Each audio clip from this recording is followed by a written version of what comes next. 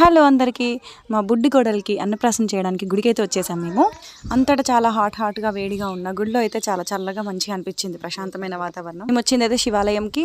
గుడి చిన్నగా ఉన్న ప్లేస్ మాత్రం చాలా పెద్దగా ప్రశాంతంగా గుడి కట్టారు. మా కోడలైతే ఎప్పుడెప్పుడు తిందామా అన్నట్టుగా పెట్టక ముందే లాక్కొని తినేస్తుంది. ఇక్కడైతే ముందుగా నా కోడలు మంచిగా చదువుకుందామని చెప్పేసి పెన్ను పట్టేసుకుంది. ఆ తర్వాత ఆడపిల్లలు కదా ఎంతైనా బంగారం పట్టేసుకుంది. ఏ మాట ఆ మాట చెప్పుకోవాలి. నా కోడలైతే ఉంగరంతో పెట్టడానికి ముందే లాక్కొని తింటుంది అనమాట అందరి దగ్గర నుంచి. ఇక్కడ గుడిలో అయితే ఒకటి చేదబావి ఉంది. ఇట్లా బావి అయితే చాలా తక్కువ, నేను చూడడం చేదడం కూడా చాలా తక్కువ ఎక్స్పీరియన్స్. సో అందుకోసమే మంచిగా ఎక్స్పీరియన్స్ చేద్దామని చెప్పేసి బకెట్తో అయితే నీళ్ళు తీస్తున్నాను. మా హంచుగాడు అయితే నేను తీస్తా అంటున్నాడు. కానీ ఎంతైనా పిల్లల్ని బావి దగ్గర వదిలిపెట్టకూడదని చెప్పేసి అలా పక్కన నిల్చోబెట్టి చూపించాను.